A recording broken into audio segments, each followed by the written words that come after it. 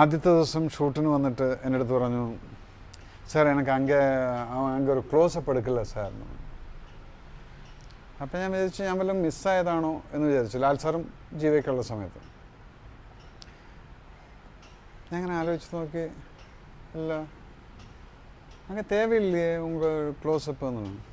ഇല്ല സാർ അങ്ങ് ഒരു ക്ലോസപ്പ് വേണമല്ല എനിക്ക്. അപ്പം ഞാൻ എന്തിനാന്നുള്ള പിടിയില്ല. ഞാൻ പറഞ്ഞു ഓക്കെ പ്രശ്നമില്ല, അടുത്തതിൽ നോക്കാമെന്ന്. അപ്പം അടുത്തതിൽ നോക്കുന്ന സമയത്തും അങ്ങനൊരു ക്ലോസപ്പിൻ്റെ ആവശ്യം ഇവിടെ വരുന്നില്ല. അപ്പം ജീവ വന്ന് പറഞ്ഞപ്പോൾ ഞാൻ ജീവനെ സൈഡിലേക്ക് വിളിച്ചുകൊണ്ട് പോയിട്ട് പറഞ്ഞു, ജീവ இப்பத்திலிருந்து நான் டைரக்டர், நீங்கள் அந்த க்ளோஸ்அப்பு வைடு இதெல்லாம் நீங்கள் பார்க்க வேண்டிய தேவையில்லை, വിട്ടിടുക. അതിനുശേഷം ആ കുട്ടി ഒരു കാര്യം ഷോട്ടിനെ കുറിച്ച് പറഞ്ഞിട്ടില്ല. ത്രൂ ഔട്ട് പടത്തിനകത്ത് ജീവയ്ക്ക് ഒരു തോന്നലുണ്ടായി, എനിക്കിതിൽ ഡയലോഗും ഇല്ല ഒന്നുമില്ല, ഞാൻ ഇങ്ങനെ പറഞ്ഞു പോകുന്നുണ്ട്. ലാൽ സാറിൻ്റെ പിറകിൽ യെസ് സർ നോ സർ എന്ന് പറയാൻ വേണ്ടിയിട്ടുള്ള ഒരാൾ. അത് ജീവ ഇടയ്ക്ക് എവിടെയോ പറഞ്ഞത് ഞാൻ കേട്ടു. എന്നാ സാർ എനിക്ക് இந்த പടത്തിൽ എന്നാ യെസ് സാർ നോ സാർ എന്ന് പറഞ്ഞിട്ട് പോയാൽ മതി. എന്നാലും ഒരു പ്രശ്നം ഉണ്ടാക്കുക ഒന്നുമില്ല. അതാണ് ഞാൻ പറഞ്ഞത്, സച്ച് എ സ്വീറ്റ് ആർട്ട് എന്നുള്ളതാണ്.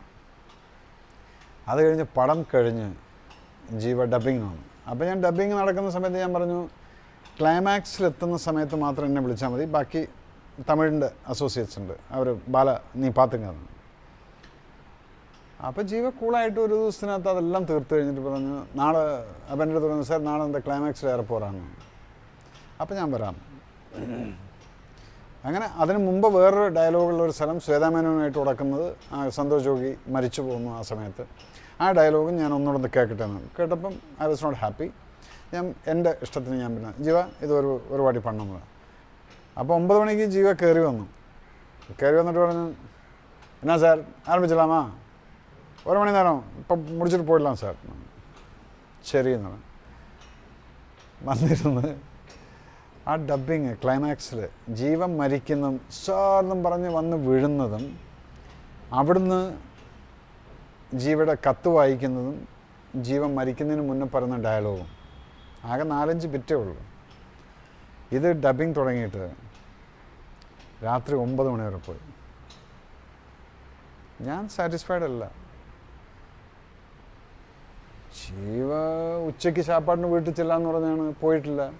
ഒരു 8 മണിയായപ്പോഴും മാഡം വരുന്നത്, ജീവയുടെ അമ്മ.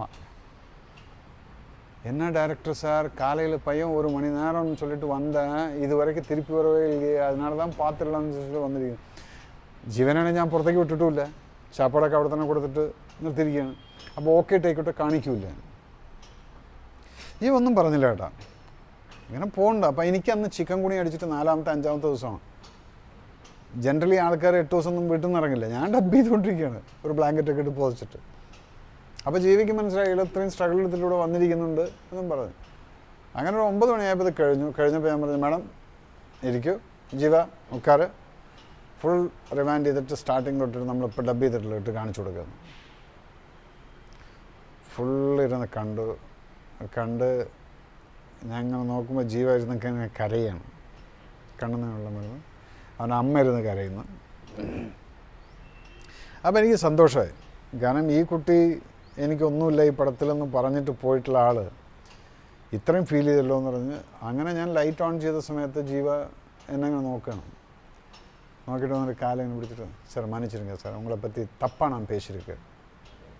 അവിടെയാണ് ഒരാളുടെ നല്ല സ്വഭാവം അറിയുന്നത്. നമ്മൾ തെറ്റ് ചെയ്യാം, നമ്മൾ തെറ്റായിട്ട് ഒരാളെക്കുറിച്ച് സംസാരിക്കാം. അത് റിയലൈസ് ചെയ്യുന്ന സമയത്ത് ജീവൻ്റെ അടുത്ത് പറഞ്ഞാണ്, நான் உங்களை பற்றி தப்பாக பேசியிருக்கேன் சார், இந்த படத்தில் ஒன்றுமே இல்லை, இந்த டைரக்டர் நான் ஏதோ பண்ணுறான்னு சொல்லிட்டு. இப்போ தான் தெரியுது சார் நீங்கள் என்ன வச்சுருந்த எனக்காகன்னு. கண்டிப்பாக உங்கள் கூட இருப்பேன் சார். നിന്റെ പെണ്ണ് വിളിക്കാറുണ്ടോ? കൂപ്പിടുறாங்க സാർ. ഹരിയുടെ ഈ മാറ്റർ നമ്മളല്ലാതെ വേറെ ആരും അറിയണ്ട. Okay? Yes sir. I'll take a leave, sir. Jai Hind sir. Jai Hind. ആദ്യം ലാൽ സാർ വന്നു. ആ സമയത്ത് ലാൽ സാർ കുറച്ചൊരു അപ്സെറ്റായിരുന്നു. കാരണം ലാൽ സാറിൻ്റെ കാതിൽ കേട്ടു, ലാൽ സാറിൻ്റെ കാതിലും കുറേ ആൾക്കാർ കേട്ടി ഇയാൾ പടം ചെയ്തിട്ട് നിങ്ങളാകെ 10 ദിവസം അഭിനയിച്ചിട്ടുണ്ട് എന്നൊക്കെയാണ് ലാൽ സാറിൻ്റെ കാതിൽ കയറി. അപ്പോൾ കാശ്മീരിൽ നിന്നൊക്കെ ലാൽ സാറിലൂടെ താഴ്ത്തു വരുമ്പോൾ യാതൊരു പ്രശ്നവുമില്ല. ഇതിൽ മൂപ്പർക്ക് എന്തോ ഒരു മിസ്അണ്ടർസ്റ്റാൻഡിങ് വന്നിട്ടുണ്ടായിരുന്നു. അപ്പോൾ ഡബ്ബിങ്ങിന് വന്നപ്പം കുറച്ച് ഗൗരവത്തിലാണ് വന്നിട്ടുണ്ടായിരുന്നു ആദ്യത്തെ ദിവസം. അപ്പം ഞാനിങ്ങനെ ക്യൂ ചെയ്തിട്ട് വെച്ചിട്ടുണ്ട്. ലാൽ സാർ തുടങ്ങല്ലേ എന്ന് വെച്ചു. അല്ല എനിക്കിപ്പോൾ ആദ്യം തൊട്ട് കാണണം എന്നുള്ളത് ഇത് പറ്റിയെന്നുള്ളത് ആദ്യം തൊട്ടിട്ടു. അങ്ങനെ ലാൽ സാറിൻ്റെ അവിടെ എത്തുന്ന സമയത്ത് മൂപ്പര് ഞാനവിടെ ഒന്ന് സ്റ്റോപ്പ് ചെയ്തു ഡയലോഗ് വരേണ്ട സമയത്ത്. അപ്പോൾ ലാൽ സാർ എൻ്റെ അസിസ്റ്റന്റുമാരെ അങ്ങനെ നോക്കിയിട്ട് ഓക്കെ രവി സാർ തുടങ്ങാമെന്നുള്ളത്. അങ്ങനെ തുടങ്ങുന്നു. എന്നിട്ട് ഒരു 10 മിനിറ്റ് ഡബ് ചെയ്ത് കാണും. ലാൽ സാർ പറഞ്ഞു ഇല്ല എനിക്ക് ഷൂട്ടിങ്ങിന് പോകണം കേട്ടോ, ഞാൻ പോവാണ്. ഞാൻ പറഞ്ഞു ഓക്കെ സാർ എപ്പോൾ വരുമെന്ന് വെച്ചു. ഈവനിങ് വരാമെന്ന് പറഞ്ഞു. അപ്പോൾ ഈ പറഞ്ഞ ആൾ എൻ്റെ അടുത്ത് പെട്ടെന്ന് എനിക്ക് ആ ക്ലൈമാക്സും കാണിച്ചു തരുമെന്ന് വെച്ചു. അപ്പോൾ ഞാൻ പറഞ്ഞു സാർ എവിടെ നിന്ന് തൊട്ട് സാറിൻ്റെ ആക്ഷൻ തൊട്ടിട്ടാണോ അതോ ഞാൻ ആ പ്രീ ക്ലൈമാക്സ് തുടങ്ങണം? പ്രീ ക്ലൈമാക്സ് അത് 40 മിനിറ്റ് ഉണ്ട്. ഈ 40 മിനിറ്റ് ഫുള്ളായിട്ട് മൂപ്പരൊന്ന് കണ്ടിട്ട് ഒന്നും പറഞ്ഞില്ല. മൂപ്പര് ഇറങ്ങിപ്പോയി. ഓക്കെ സാർ ഈവനിങ് കാണാമെന്ന്.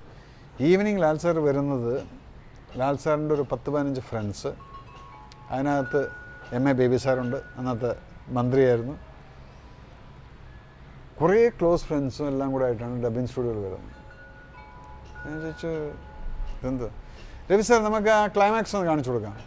അങ്ങനെ ഇവരെ പലതും കാണിച്ചിട്ടില്ല. ലാൽ സാർ എക്സൈറ്റ് ആയിരിക്കും പടത്തിനെക്കുറിച്ച്. അങ്ങനെ ഇവരെല്ലാം 1 മണിക്കൂറോടെ ഇരുന്നു. അപ്പോഴൊക്കെ ഞാനിങ്ങനെ ഓരോന്നിരുന്ന് കാണിച്ചു കൊടുക്കുന്നു, പോകുന്നു. അത് കഴിഞ്ഞ് ഡബ്ബിങ് കഴിഞ്ഞ് പോയപ്പം പിന്നീട് ലാൽ സാറായിട്ട് എനിക്ക് കോൺടാക്ട് ചെയ്യാൻ പറ്റില്ല. ഓൺലി ഫോണിൽ കൂടെ മെസ്സേജ് അയക്കത്രേ ഉള്ളൂ.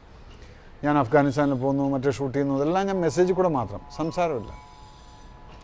പിന്നെ പടം റിലീസായിട്ടാണ് ലാൽ സാർ പടം കണ്ടതിന് ശേഷമാണ് ഞങ്ങൾ രണ്ടും കൂടെ ശരിക്കും ഞങ്ങൾ കെട്ടിപ്പിടിച്ച് എൻജോയ് ചെയ്തിരിക്കും.